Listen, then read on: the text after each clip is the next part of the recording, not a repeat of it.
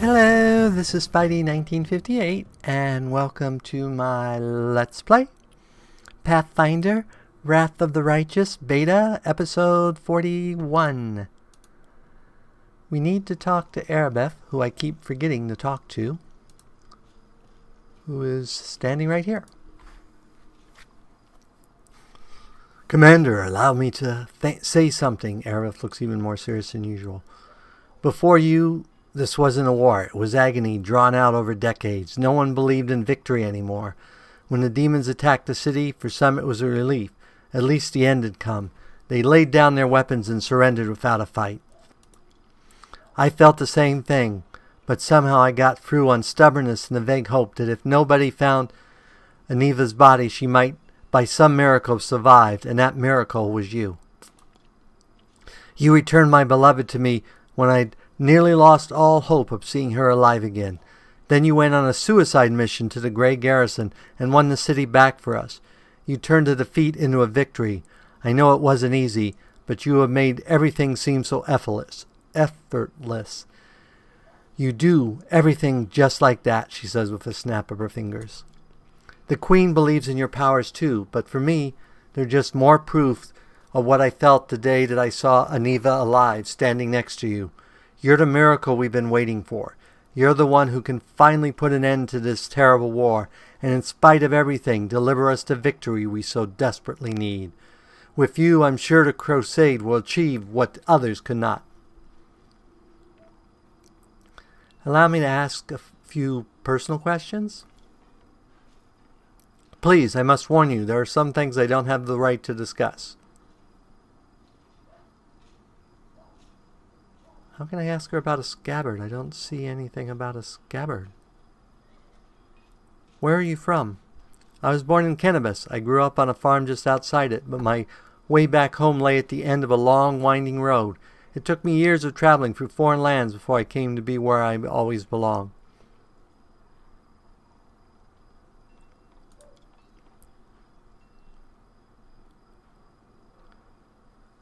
It's hard to believe your origin is so humble. You deserve a noble title more than the many who inherit them.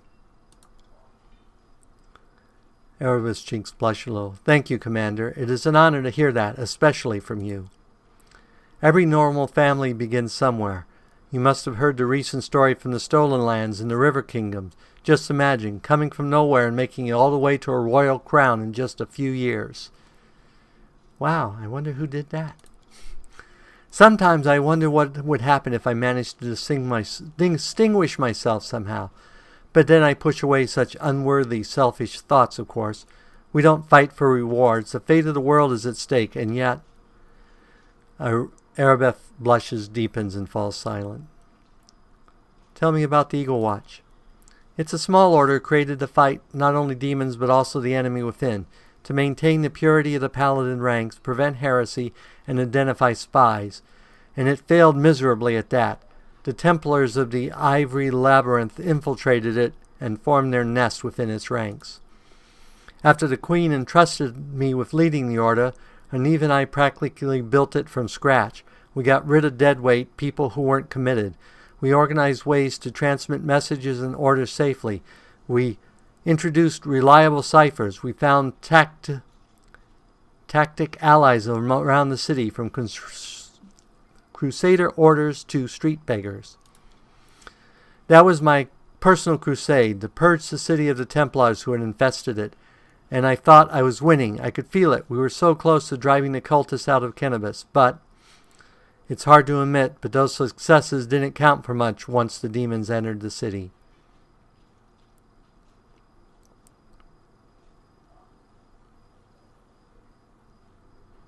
On contrary, if it wasn't for you, there wouldn't be a headquarters at the Defender's Heart.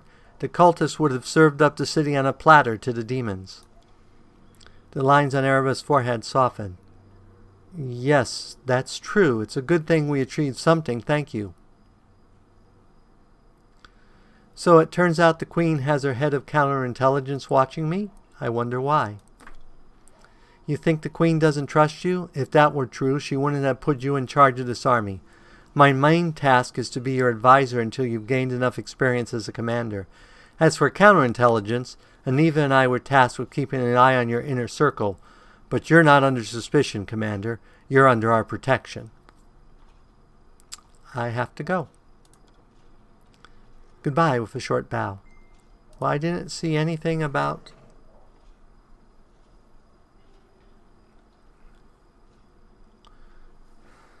I did not see anything in... Whoops, wrong one. J.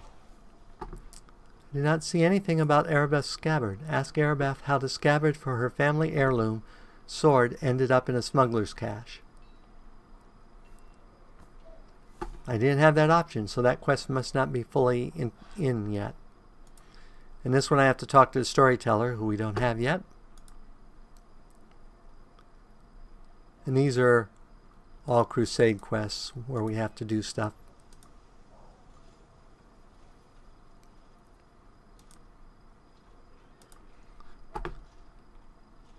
Okay. So that was not particularly helpful.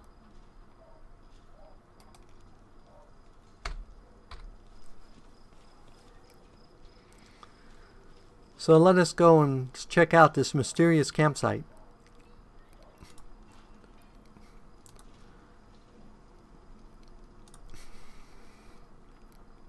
We will put our main healer back in the rotation.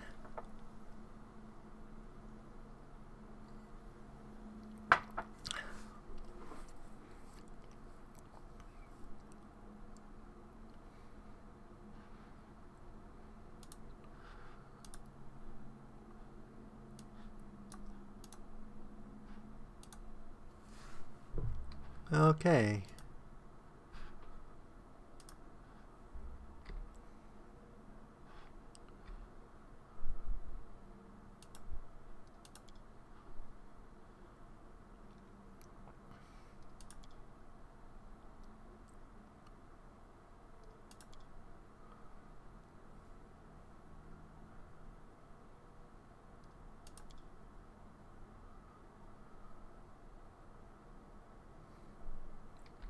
Okay, switch to our party.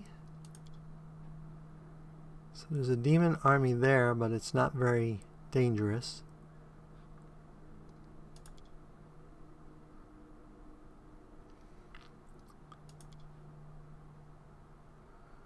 Up here low, there are lots of... Ooh, we found something called the Leper's Smile. Let's go ahead and enter. Danger and distress rest heavily upon the scales, their measure soaring on the dangerous march to Dresden. The army moves steadily along the bank of the western Selen, scarred with canyons and ravines. Suddenly a group of scouts returns. Aneva, the leader of the group, makes 2 urgent signs to soldiers, wait and quiet. She dashes through the ranks to the commander, who awaits her report. We're in trouble, the girl whispers. The road ahead is split by a canyon. To get to Dresden, we'll have to go down and then up the other side. But the canyon is swarming with foul creatures. Vescivores. A real pain in the neck. They won't shy away from our soldiers' weapons, and they've already managed to gobble someone up. Looks like a caravan of refugees from Kenabus that lost its way. No one has ever reported Vescivores so far from the center of the world wound. Where did they come from? They still haven't noticed us, but that won't hold true for long. Maybe if we retreat quietly... The commander makes a sign for her to stop.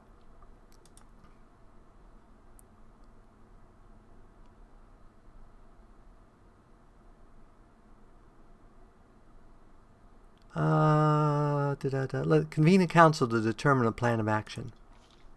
The commander and her comrades convene a field council.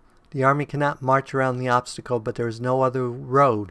Retreat is far too risky. Should the swarm notice the army and catch it out in the open, no one would survive. None utters the word trap, but the fear hangs in the air. A swarm of omnivorous beasts just happens to be on the army's path. Someone has arranged for this for their own nefarious ends.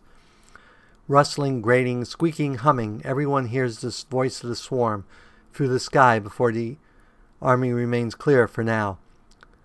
How long until is darkened by the flying spawn of the abyss? An idea. A decision, straight and sharp like a soldier's sword, appears in their minds. The Crusader Council grows grim. One unit must act as live bait to lure the swarm out of the canyon and clear the path to the Vescavor Queen. The commander will rush the monsters, killing her quickly before the swarm decimates the army. They will get but one chance. A dark question looms. Who will lead the faithful squad and be consumed as bait? In moments of extreme stress, one often says one thing while meaning quite another. These hidden words often reveal many a curious thing. And what do we see here? Erebeth normally states, I am an officer best suited for the mission. But in truth she means, I cannot burden anyone with my responsibility. Huntress, send me, Neuron the historian emerges with an unsuspected suggestion from behind the commander's back. This is just the sort of situation where ingenuity and knowledge of the enemy will be more useful than swords and armor. When she speaks, she thinks, I need to prove myself. The queen has yet to disclose her presence and watches quietly from the distance. The commander thinks that they should... Let's go ahead and choose Nura. The commander and her party disappear among the rocks, preparing to slip down into the canyon where the swarm is distracted by their bait. A tight leap Aniva shows the way. Behind them, the final preparations are being made. Here's what we'll do, Neuron instructs the soldiers. We'll approach the precipice, stomping and banging our swords against our shields. When we get the swarm's attention as quickly as possible, passion burns in her eyes and her lips curl in a smile of satisfaction. The soldiers tread fearfully down the road towards the dark edge of the canyon ahead. The rift that yawns open before them whispers, rasps, rattles in thousands upon thousands voices. Vescavors gather below, but the sky is open above them, and the flying creatures might rise up and attack at any moment. The soldiers soon find the first body, the mangled corpse of a refugee from Kennevis. A few straggling Vescavors wiggle inside the dead man's gaping chest, tiny lava and greenish shells, all shuffling legs and hinging jaws. They don't seem menacing at all. But when the rasping noise stops for a moment and a high vibrating noise pierces the air with new force, a blackish green cloud rises from the canyon. The swarms have taken the bait. The time to act has come. The leader of the faithful squad shouts, do I have them fight to the bitter end or scatter? Fight to the bitter end. The rasping, mumbling, buzzing of the swarm paralyzed the soldier's will. Poisonous mandibles cut through armor and bone. The swarm could scour an entire city from the face of Gorion. These modest forces represent no obstacle. No matter what the strategy the mortals choose, it is impossible to resist the eternal hunger of the abyss. Vescavors are its embodiment. No malevolent mind or terrible monster, but 1.5 million sentient creatures who know no goal but destruction. An effective weapon for those prepared to trade fertile soil for wasteland. A chance yet remains for the commander to save her people, at least some portion. What will the leader decide?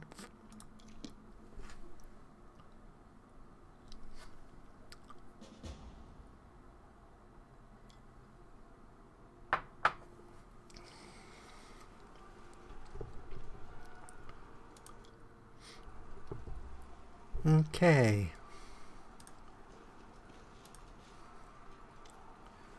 Spots of light and shadow dance along the walls of the canyon. High above your head a swarm gathers, dark as a rain cloud.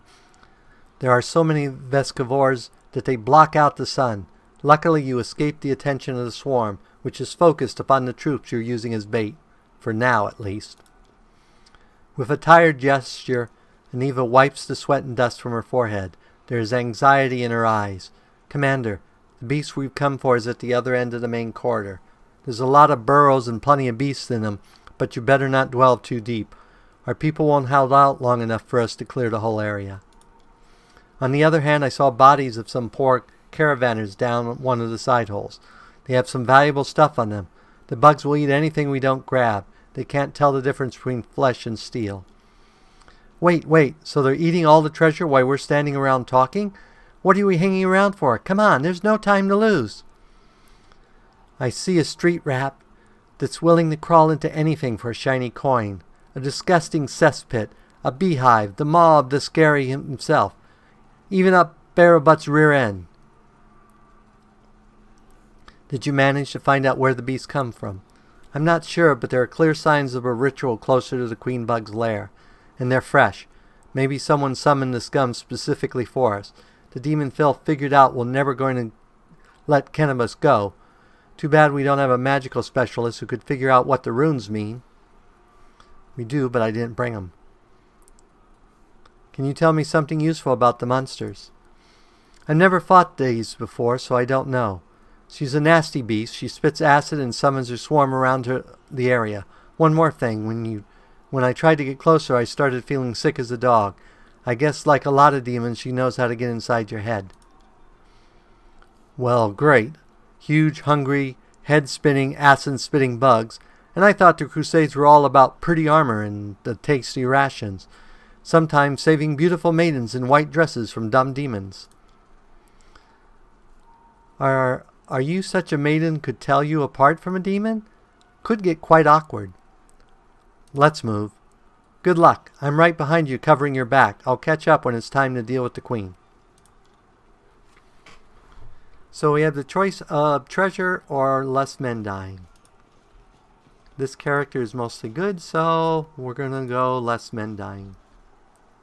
A swarm. I hate swarms.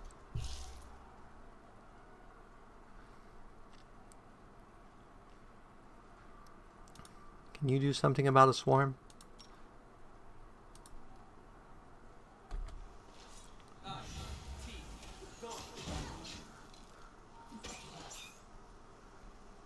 Apparently this swarm can be killed with normal weapons. But it looks like they have poison. Oh no, burning. Okay, so let's go to you. And let's have you throw. You spit acid, right? So we need resistance acid.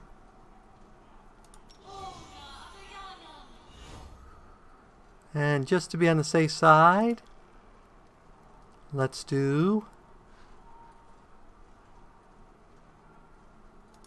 resistance poison. And let's have you throw your spell.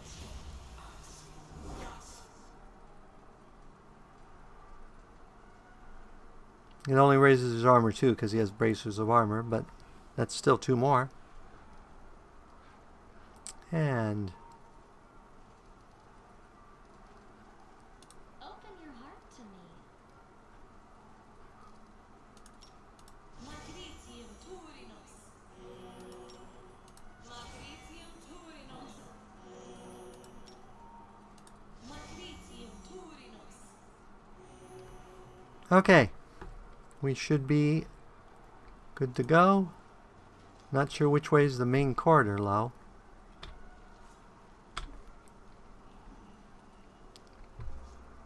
That is a good question.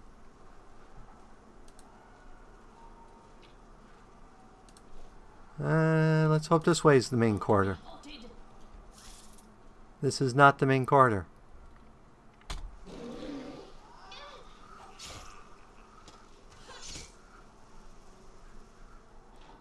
That wasn't good. So we need to go this way.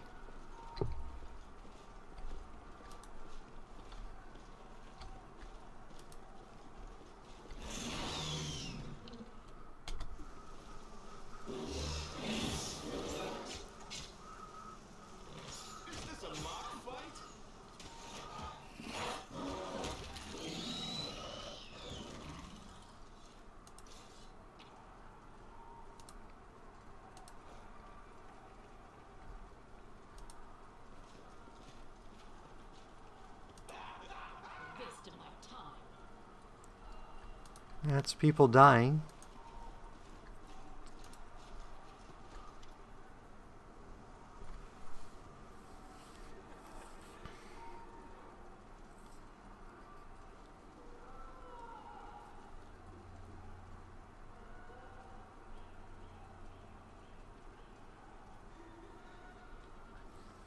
Let's do a perception check. You stare into the darkness of the void, trying to make out where the strange noise is coming from. Not all at once, but your eyes pick out the contours of a body in the darkness.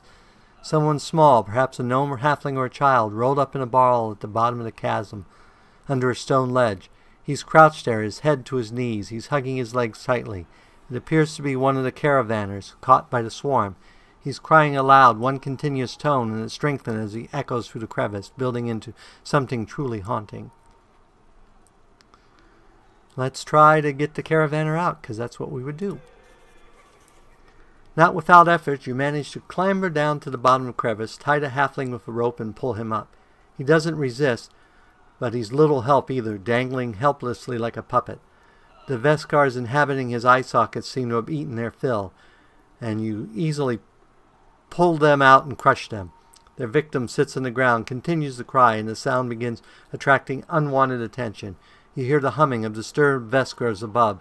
A mass of them separates from the main swarm and flies toward you. So as usual, no good deed goes unpunished.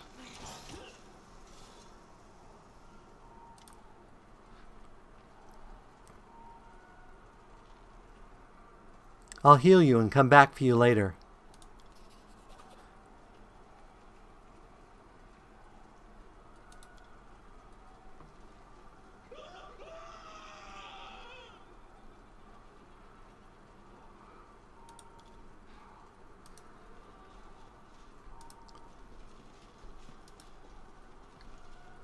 This must be where the queen is.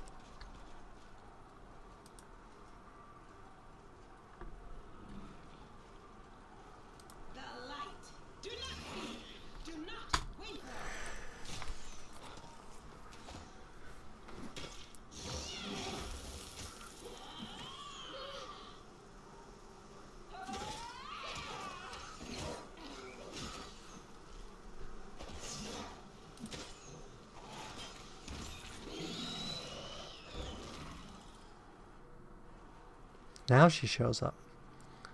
Unleashing her last shriek, the Swarm Queen slumps to the ground. Immediately, as by magic, the distant sounds of battle begin to subside. Several small beasts sit on their mother's body, sinking their mandibles into it.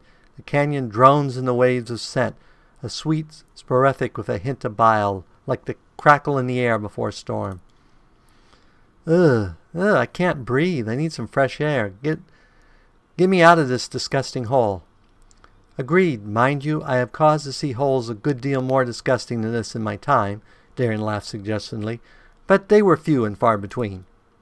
Sheila looks at Darren in confusion and seconds later bursts into giggles. Had the fumes gone to your head, Count? Look at you, cracking jokes like the worst of Bard. Lan looks askance at the queen's carcass. The Mongols in the caves under Kennevis could eat that, I guess. Don't hold back. Look at those delicious acid glands. She smiles as sharp as a Vesker poison. Aniva approaches the queen's body and grins. That's it, your filth. No more flying. It's good we got rid of her without suffering more losses. Just a little longer and we'd been forced to bury lots of our fighters in this cursed land. Suddenly, Aniva stops. Her nostrils flare and her eyes scan the floor and the walls of the canyon. She squats, pokes at some lumps of slimy substance, lifts some up to look closely, smells them, and cringes. You smell it too, right? A suspiciously familiar stink? Ah, Aniva rubs the ball of greenish slime in her hand. I bet my life that your gear had this nasty stench when we were entering the canyon. I saw the queen bug spraying it around the summoner swarm here. Let's see if we can find the source of the smell among my equipment. You and Aniva search through the things and quickly find the source of smell. A thin handkerchief. Looks like it's been soaked in something like the queen's slime. I'll be damned. When the queen was spraying her sweet-smelling goop around, the swarm flew to it like flies to a jam. The chewed-up bodies of the caravanners smell like this too. I checked. Commander, I think some rat planted that handkerchief on you to ensure that the Veskars would find you. Looks like I have enemies in Mendev. Someone has decided to get rid of me. True, nobody likes upstarts. If you knew what Erebeth's allies hissed behind her back when she was appointed head of the Eagle Watch. Aniva spits. Anyway, we need to keep our eyes open. The handkerchief could have been planted here by magic, but take it from a professional paranomic. I think we've got a rat in our camp. In Cannabis, we squashed the cultists time and time again, but they were like maggots in a dead hog. Some would have infiltrated our forces, too. We have to keep our eyes open and our guard up.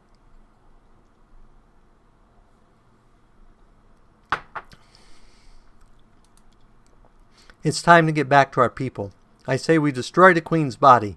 I heard the little bugs who eat the flesh of their mother can be reborn as swarm queens herself. That's kind of the last thing we need, right? Fine, Aniva, get rid of the beast body.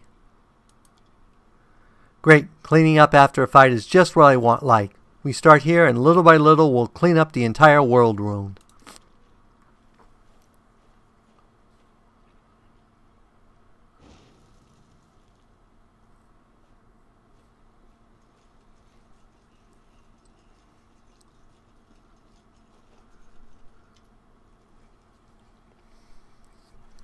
Aniva, Commander, what a relief. You're alive. I saw the swarm begin to thin and ran to you immediately. Luckily, our losses are not as great as we feared. Not many are even wounded, but if you'd been a moment later, I'm afraid to imagine what might have happened to us. Unfortunately, the insect's acid ruined what was left of the caravan. Of course, I sympathize with those who perish, but we could have used their gear. Yeah, what a waste. We could really do with some supplies. If only they'd died on the road somewhere of thirst after meeting some wild animals. We'd be sitting pretty now. I couldn't let my people die while I was looting corpses that the bugs had left behind. What matters is that everything's over and we won. What are we going to do now? Since you're here, please look around. I found some painted runes and traces of something that seemed like a ritual. We need to figure out what this is.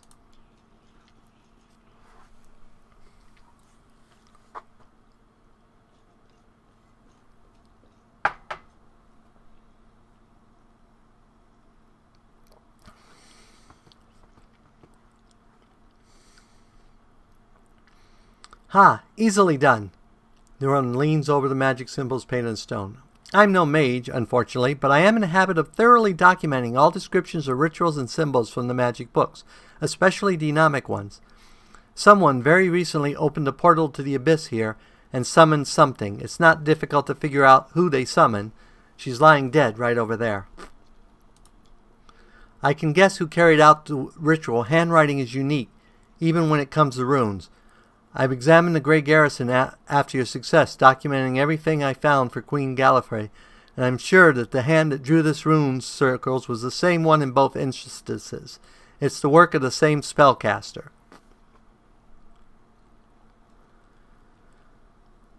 Looks like the spellcaster's afraid of us and dares not fight us openly. Of course he's afraid. Nothing he can set on us will ever be scarier than the swarm. He just played his last hand and lost. Well, since we finished off the swarm and we know someone is giving us trouble, I suggest we get out of here. I'm done with bugs.